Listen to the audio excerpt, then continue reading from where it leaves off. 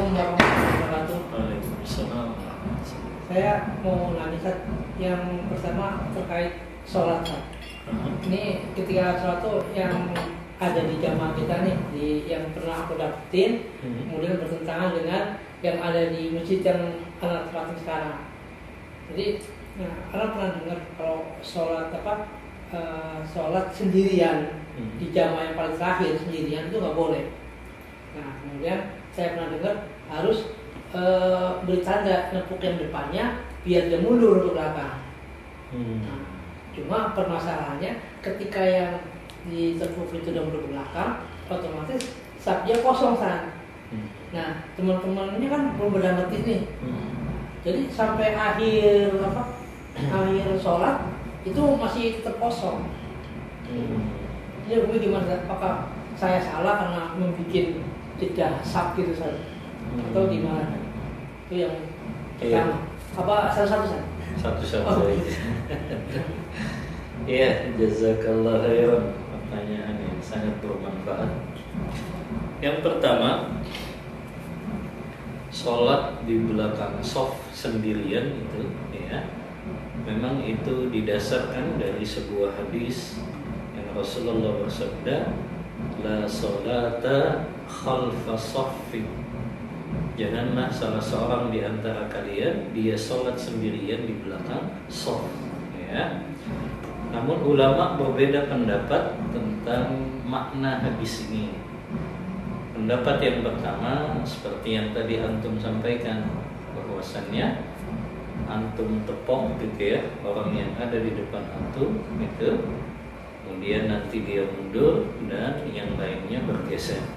Karena tadi difahaminya nggak boleh sholat sendirian di belakang sholat, ya.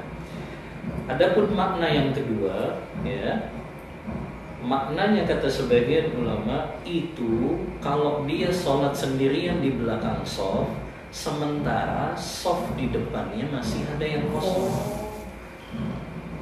Maka kalau dia sholat sendirian di belakang shaf, sementara di depannya masih ada yang kosong, itu yang dilarang oleh Rasulullah, ya.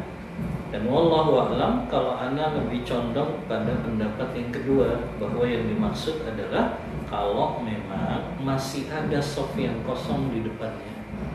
Adapun kalau situ sudah penuh, ya sudah gitu, nggak bisa kita paksakan gitu, ya. Tapi kalau memang itu masih ada yang kosong, masih muat, ya kita harus mengisi yang kosong di depannya terlebih dahulu, ya. Adapun kalau sudah penuh, ya sudah, tidak perlu menepuk, ya, orang yang di depannya, karena nanti juga akan membuat repot kan. Maksudnya di depannya dia harus geser-geser lagi, sama aja malah kosong shaf yang pertamanya gitu kan. Malah ada ruang yang kosong di shaf pertama. Jadi yang lebih kuat Allahu a'lam itu pendapat yang kedua. Terus masih diriwayatin karena kasusnya kan yang sering kejadian jamaah kita kan paling 3 shaf, ya kan. Nah, di shaf yang ketiga ini yang sering kejadian tuh ada 2 tiang kan. Jadi 2 tiang. Jadi gitu, anak kalau mau maksain ini shaf yang ketiga itu masih kosong, anak takut kena hadis yang ini. Karena anak nungguin teman-teman. Ada nggak sih yang bisa dijadiin cuma buat shaf belakangnya? Jadi pemahamannya sholat tiada 2 tiang itu gimana San? Apakah kita boleh maksain sholat di saat yang ada tiang-tiangnya itu, atau kita nunggu sampai akhir, asal nunggu teman baru sampai akhir gitu San? Nunggu teman maksudnya? Ada jamaah yang baru gitu loh. Tapi kadang-kadang sampai akhir jamaah gak nemuin San. Perkara situ kita karena takut larangan hadis jangan sholat di antara 2 tiang. Nah, jadi begitu tiang nanti shaf yang itu masih kosong, ada nggak boleh masuk. Tapi maksudnya di antara 2 tiang itu di tengah-tengah sholat berjamaahnya. Iya, ini tiang nih jamaah nih. Tapi ini masih kosong. Ini kosong, ini juga kosong. Pas tiangnya atau gimana? Iya. Apa saja? Ini bisa bangun masjid. Ini tiang. Nah, ini tiang. Nah, ini tembok. Sini tembok. Oke. Nah, di sini kan artinya 2 tiang. Oh, gitu. Di situ kosong. Iya. Nah, ini masih kosong San. Oh, gitu. Padahal kan mau masuk ke situ cuma ragu-ragu adalah kalangan yang dua tiang ini. Akhirnya anak nunggu buat bikin saf yang di belakangnya. Tujuannya gitu. Tapi kadang-kadang sampai akhir jamaah selesai yang kebagian teman saja. Kita benar satu. Wallahu a'lam ya. Anda jujur belum pernah dengar hadis tersebut ya. Dan apakah yang dimaksud di situ sholat di antara dua tiang seperti yang antum sampaikan? Tapi kalau menurut Ana ya, dan Ana lebih kepada pendapat yang harus mengisi soft yang masih renggang itu. Bahkan di antara orang yang mendapatkan ya doa dari malaikat itu kan mereka yang mengisi soft yang masih kosong itu gitu ya. Maka walaupun dia di antara dua tiang, ya tetap harus diisi justru sholatnya. Ya, jadi tidak boleh membiarkan ada ruang kosong di situ. Bahkan Rasulullah setiap mau mulai sholat berjamaah kan selalu pesannya itu, sawu sufufakum fa inna taswiyatas sufuf min iqamatis sholat. Dalam riwayat Bukhari, lurus rapat sofnya karena itu bagian dari menegakkan sholat. Dalam hadis riwayat Muslimnya, fa inna taswiyatas sufuf min tamamis sholat, karena sesungguhnya merapatkan gitu ya atau meluruskan barisan shaf itu adalah bagian dari kesempurnaan sholat ya.